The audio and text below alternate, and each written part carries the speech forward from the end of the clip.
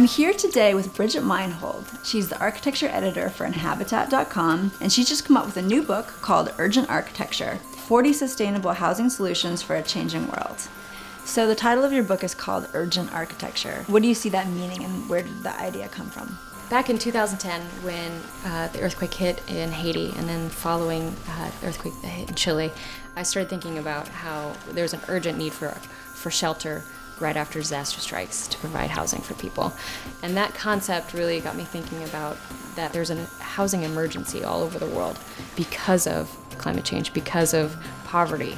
And for the future, how do we build to ensure that even if a disaster happens, our houses will remain standing and will live through the disaster? So on that note, what do you think is maybe the most dire housing need that we have globally?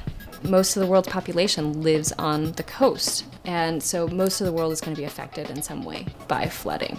And so I think designing smartly for flooding, for storm surges, for hurricanes and cyclones is really important. One of the great projects was the Lift House, and it was done in Bangladesh. And this house is centered around a central brick core, and then two sides of it are made with lightweight materials like reed and bamboo, and it actually raises up when the floodwaters come. Everything remains safe and dry for them, and then when the water recedes, the house just goes back. It's meant for areas that receive flooding often. They know that floods are going to come on an annual basis, and they're prepared for it. Another house was built in Mississippi. It's the Porsche Tog House, and it was built in response to Hurricane Katrina. The house is both hurricane-proof and flood-proof.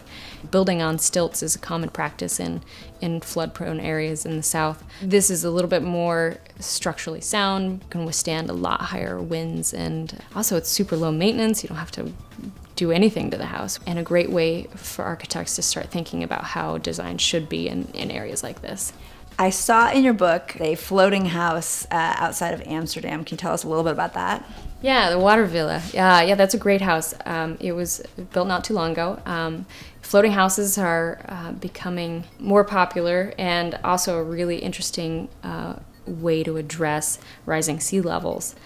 For those that can handle the rocking, I personally couldn't, because it would make me completely motion sick, but a floating house circumvents that problem of flooding because the house sits on the water. Now, one thing I think is really interesting about your book is that when people think of green building, they're often thinking about photovoltaics and green roofs, more traditional idea of green building, and this really goes beyond that. It sort of is looking more at how we can build houses to last over time.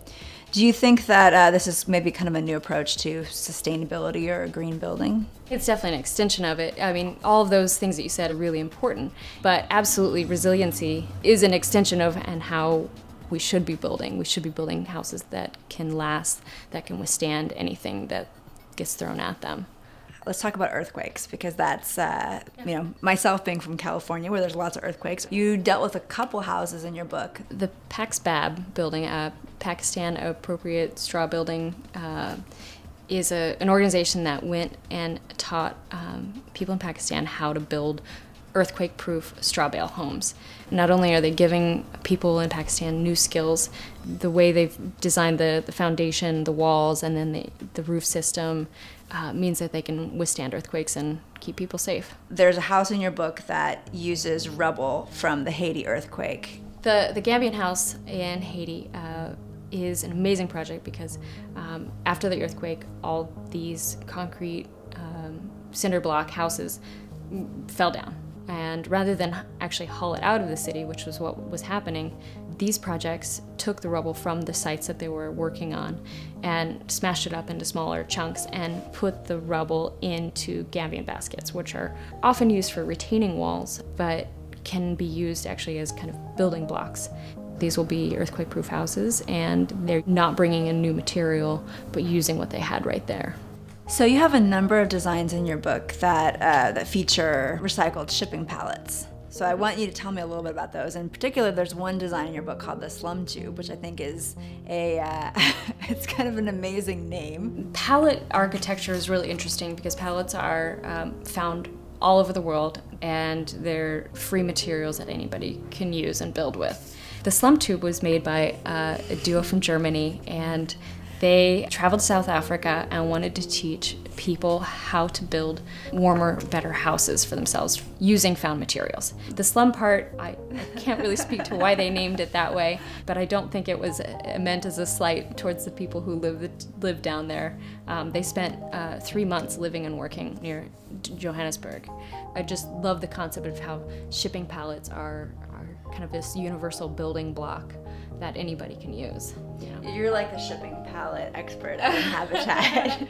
Anything's made out of shipping pallets. Yep. Bridgette knows about them. I've built my coffee table out of shipping pallets. So let's talk about yurts. It seems like there's a lot of yurts. I keep hearing about yurts. Yurts are really interesting. They've been around for centuries, originally in Mongolia and still, and now they've made it into Western culture. The beauty of yurts is they can be dismantled and taken down and moved. There's a chance that we may have refugees because of climate change, and people may need to move in the future regularly. And I thought it was an interesting way of providing housing for people on the go. So who do you see as the audience for this book? I'm trying to reach pretty much everybody. I want everybody to start thinking that housing is more than just where you live. It's a place where you can go and be safe. It's for DIYers, it's for emergency organizations, it's for cities. I would love if cities and local governments took a look at this book and thought about how they can build smarter, safer houses for their communities. One thing I think is so great about this book is that even though it's a book about architecture, it's not full of architectural jargon, and it's really, I think, accessible yet very well written.